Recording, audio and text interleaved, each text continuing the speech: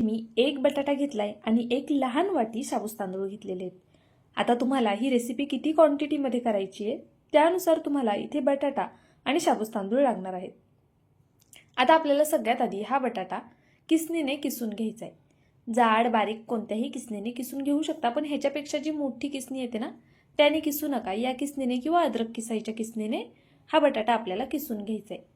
इथे मी एक लहान वाटी शाबूस तांदूळ घेतलेले, त्यासाठी मी एवढ्या आकाराचा बटाटा घेतलाय। तुम्ही किती प्रमाणामध्ये शाबूस तांदूळ घेताय किंवा किती क्वांटिटीत तुम्हाला हा पदार्थ करायचा आहे त्यानुसार बटाटा आणि शाबूस तांदळाचं प्रमाण ठरवायचे। इथे पहा, आपला बटाटा छान असा किसून झालेला आहे। संपूर्ण बटाटा मी किसून घेतला। त्यानंतरनं एका भांड्यामध्ये हा बटाटा काढून घेऊया। हा संपूर्ण बटाटा मी एका मोठ्या भांड्यामध्ये काढून घेतला। त्यानंतरनं यामध्ये आपल्याला एक वाटी शाबूस तांदूळ घालून घ्यायचे। पहा, अजिबात भिजवले नाहीयेत, भाजलेले नाहीयेत, काहीच केलेलं नाहीये।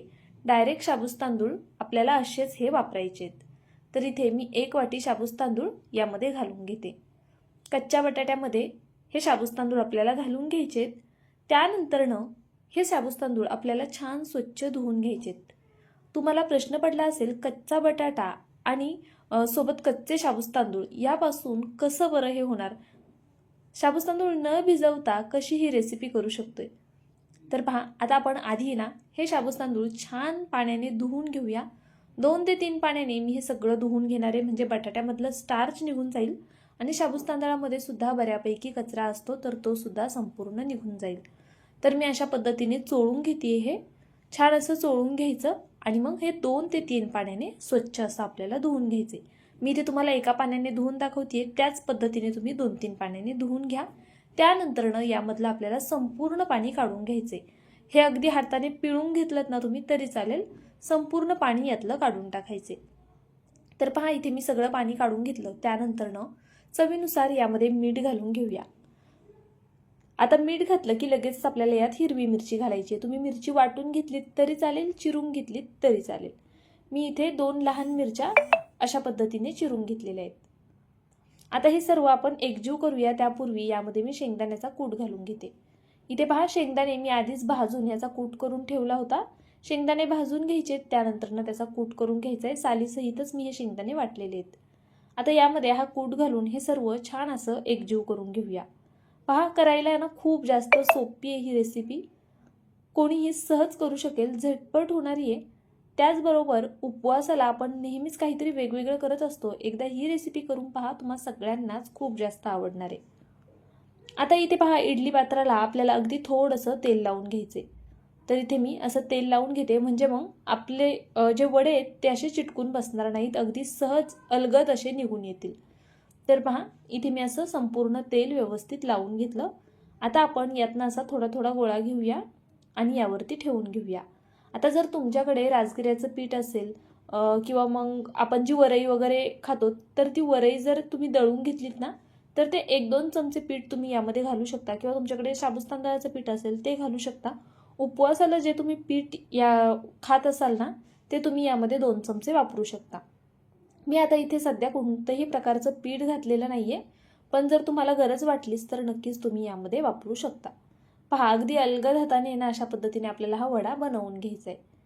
चाळणीमध्ये ह्या इडलीच्या पात्रामध्ये छोटासा असा बॉल ठेवायचा आणि मग त्याचा असा वडा थापून घ्यायचा। आधीच हातावरती थापून घेऊ नका, मग ते वडे लहान मोठे होतील। त्यामुळे अशा पद्धतीने आधी भांड्यामध्ये घ्या आणि मग फक्त थापून घ्या। तर पहा, अगदी या पद्धतीने मी हे सगळेच वडे तयार करून घेते आता आणि मग तुम्हाला दाखवते। करायला खूप सोपे आहेत, झटपट होणार आहेत, कोणीही करू शकेल ना असेच आहेत। पहा, याला आकार द्यायला फार अवघड नाहीये। इतर वेळेस आपण तेलामध्ये वडे तळतो तर त्या अंगावर फुटण्याचे चान्सेस असतात। वडा तेलामध्ये जर सुटला वगैरे तर काय करायचं, अशा पद्धतीने केले ना तर ते सुद्धा टेन्शन राहणार नाही की तेल अंगावर उडेल किंवा फुटेल वगैरे। तर पहा, इथे आपण 2 भांड्यांमध्ये हे वडे करून घेतलेले आहेत। आता तुम्हाला किती क्वांटिटीत करायचे त्यानुसार तुम्ही हे पीठ तयार करून घ्या। मी जेवढं पीठ तयार केलं होतं ना त्यामध्ये हे 8 वडे तयार झालेले आहेत आपले। आता अशा पद्धतीने मी हे वडे ठेवून घेतलेले आहेत। खाली पाणी उकळायला ठेवलं होतं, पाण्याला उकळी आल्यावरती आपल्याला हे वडे इडली पात्रामध्ये ठेवून द्यायचे आहेत आणि कमीत कमी 10 मिनिटांसाठी हे वडे होऊन द्यायचे आहेत। तर पहा, इथे 10 मिनिटं झालेली आहेत। मीडियम फ्लेमवरती 10 मिनिटं मी हे वडे करून घेतलेले आहेत। शाबूस तांदूळ असा ट्रान्सपरंट झाला की म्हणायचं हे वडे शिजलेले आहेत. शाबूस तांदूळ ट्रान्सपरंट होईपर्यंत शिजवून घ्या, नाहीतर मग वडे तुम्हाला खाताना कच्चे लागू शकतात. तर पहा, इथे मी आता हे दोन्ही काढून घेतलेले आहे बाहेर. तुम्हाला आता मी हे वडे सेपरेट करून दाखवते. हे जरा ना कोमट होऊ द्या, त्यानंतरच काढायला घ्या, नाहीतर मग हाताला पण भाजू शकतं. आणि हे खूप गरम असताना आहे ना, असं थोडं गिळगिळी टेक्स्चर येतं ना, मग ते वडे चिटकून बसू शकतात. तर पहा, इथे आपला हा वडा तयार झाला. आता तुम्हाला हवं तर तुम्ही हा नुसता सुद्धा खाऊ शकता असाच, किंवा मग जर तुम्हाला याला जरा कुरकुरीत करायचे जास्त, तर मग पुढची स्टेप तुम्ही करू शकता. इथे मी आधी हे सगळे वडे असे इडली पात्रातनं पहा सेपरेट करून घेते.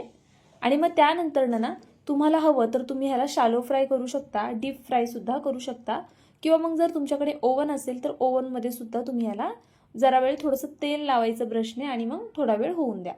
तर पहा, इथे मी हे संपूर्ण वडे अशाच पद्धतीने काढून घेतलेले आहेत. पहा, एकही वडा चिटकलेला नाहीये खाली, अगदी सहज असे अलगद सेपरेट झालेले आहेत. आता हे वडे आहेत ना तुम्ही असेच करून फ्रीजमध्ये ठेवून देऊ शकता रात्रीचे, आणि मग दुसऱ्या दिवशी तळून खाऊ शकता. जर तुम्ही तसे वडे करून ठेवलेत आणि मग तळून जर खायचं म्हटलं ना, तर ते वडे तेल सुद्धा पितात, वरतून असं त्याचं आवरण थोडंसं कडक आणि वेगळंच होतं, आणि तो वडा खराब सुद्धा होऊ शकतो. पण जर तुम्ही अशा पद्धतीने ह्याला थोडीशी वाफ देऊन मग फ्रीजमध्ये ठेवलेत नाही वडे, तर तुम्ही दुसऱ्या दिवशी पटकनी असे फक्त तळून खाऊ शकता. अप्रतिम होतात, अजिबात तेल वगैरे पित नाही. हे वडे तळण्यासाठी तेल आधी छान गरम करून घ्यायचं आणि मीडियम टू हाय फ्लेमवरती वडे तळून घ्यायचेत आपल्याला. अगदी बारीक गॅसवर तळू नका, हे वडे ऑलरेडी शिजलेले आहेत, फक्त ह्याला क्रिस्पी कुरकुरीत करायचे. त्यामुळे आपण ह्याला जरा मोठ्या गॅसवरच छान असा गोल्डन सोनेरी रंग येईपर्यंत तळून घेऊया. ही स्टेप तुम्ही आता जर तुम्हाला जॉबला जायचे किंवा असं काहीतरी असतं की सकाळी घाईमध्ये लवकर करायचेत आणि खिचडी खायची नाहीये, वडे खायचेत, पण सकाळी एवढ्या घाईमध्ये कधी वडे बनवणार आणि कधी ते थापणार, कधी तयार होणार, मग तुम्ही हे सगळे ना आदल्या दिवशी करून ठेवू शकता आणि मग दुसऱ्या दिवशी फक्त तळायचेत आणि डब्यात भरून न्यायचेत. पहा, अगदी मस्त होतात, अजिबात तेलकट होत नाहीत, खायला सुद्धा खूप छान लागतात आणि अगदी कुरकुरीत असे हे वडे तयार होतात. आता व्हिडिओ इथपर्यंत पाहिला आहे, थोडा जरी आवडला असेल तर प्लीज लाईक नक्कीच करा. जे जॉबला जाणार आहेत ना त्यांना नक्कीच हा व्हिडिओ शेअर करा. त्याचबरोबर तुमच्या मित्रमैत्रिणींना सुद्धा हा व्हिडिओ शेअर करायला विसरू नका. झटपट होणाऱ्या रेसिपीज आपल्या चॅनलवरती मी दाखवण्याचा प्रयत्न करत असते. त्याचबरोबर काहीतरी नवीन कसं तुम्हाला दाखवता येईल याचा सुद्धा माझा नेहमीच प्रयत्न असतो. भरपूर अशा आपण रेसिपीज अपलोड केलेल्या आहेत उपवासाच्या, जर तुम्ही पाहिल्या नसतील तर त्या सुद्धा नक्की पहा. बघा, इथे मी मोठ्याच गॅसवरती दुसरी सुद्धा बॅच अशाच पद्धतीने तळून घेतलेली आहे. आता हे वडे आपण काढून घेऊया. चवीला म्हणाल तर खूप छान होतात आणि खूप कुरकुरीत सुद्धा होतात. इथे मी तुम्हाला परत एकदा आवाज सुद्धा ऐकवणार आहे. तर पहा, टोटल इथे 8 वडे झालेले आहेत. आता तुम्हाला किती क्वांटिटीत करायचे त्यानुसार तुम्ही शाबूस तांदूळ आणि बटाट्याचं प्रमाण घ्या आणि या पद्धतीने वडे करून पहा. थोडे झणझणीत करा, चवीला मस्त होतील. चला लगेचच आवाज ऐकून घेऊया.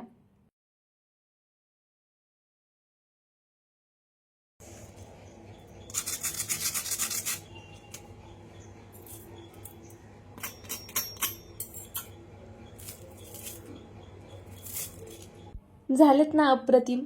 तुम्ही सुद्धा नक्कीच ट्राय करा. चला उद्या पुन्हा भेटूया अशाच एका छानशा रेसिपीसोबत. बाय.